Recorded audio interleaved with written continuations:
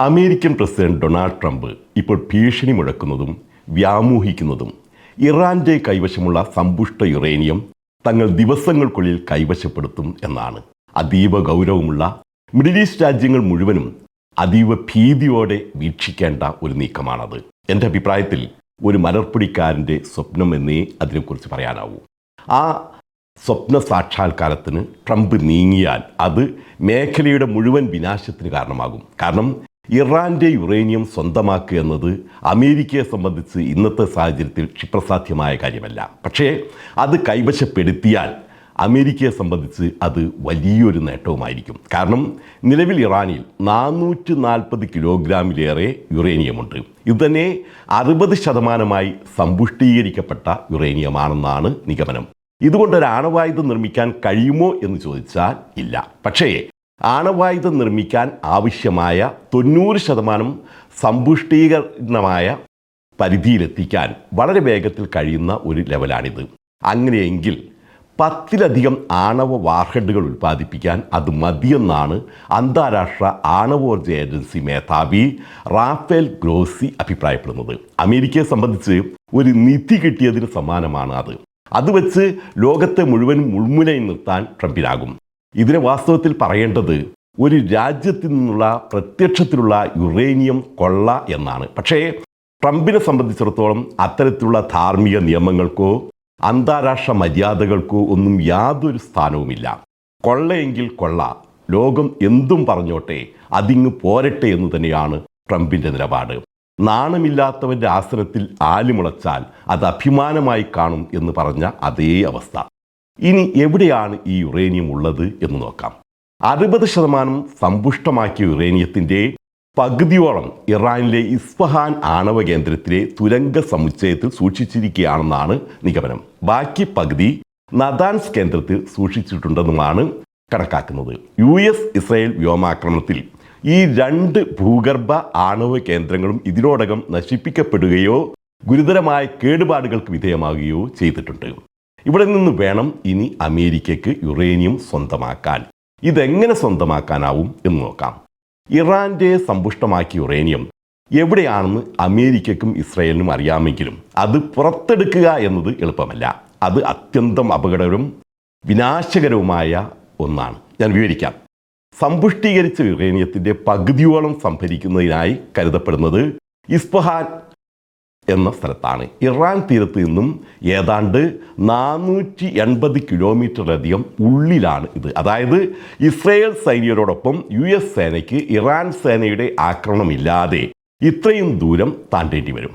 വഴിയിൽ വെച്ച് ഇറാൻ ആക്രമിച്ചാൽ എത്രയോ അമേരിക്കൻ ഇസ്രായേൽ സൈനികർക്ക് ജീവൻ ത്യജിക്കേണ്ടി വരും.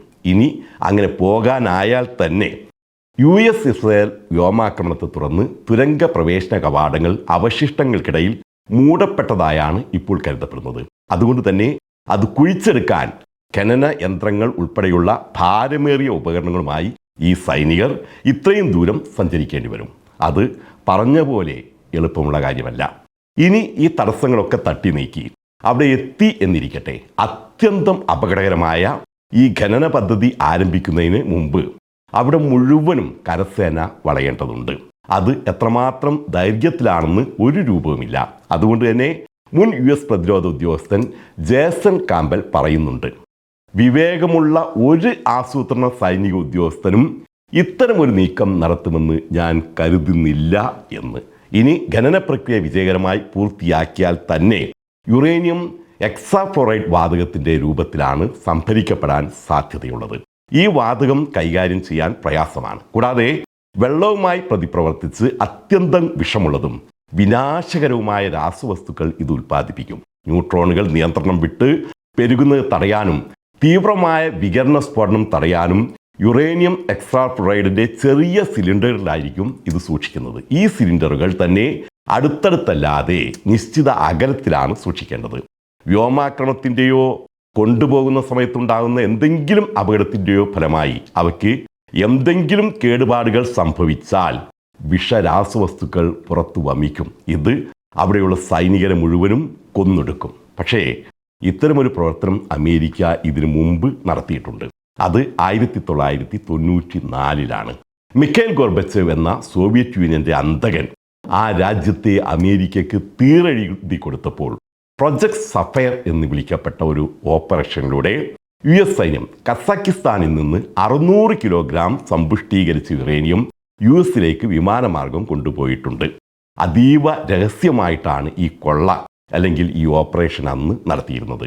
100 കണക്കിന് സൈനികർ ആഴ്ചയിൽ 6 ദിവസം 12 മണിക്കൂർ ഷിഫ്റ്റിൽ 4 ആഴ്ച ജോലി ചെയ്താണ് മെറ്റലർജിക്കൽ പ്ലാന്റിൽ നിന്ന് പ്രാദേശിക വിമാനത്താവളത്തിലേക്ക് രഹസ്യമായി അന്ന് യുറേനിയം മാറ്റിയത്.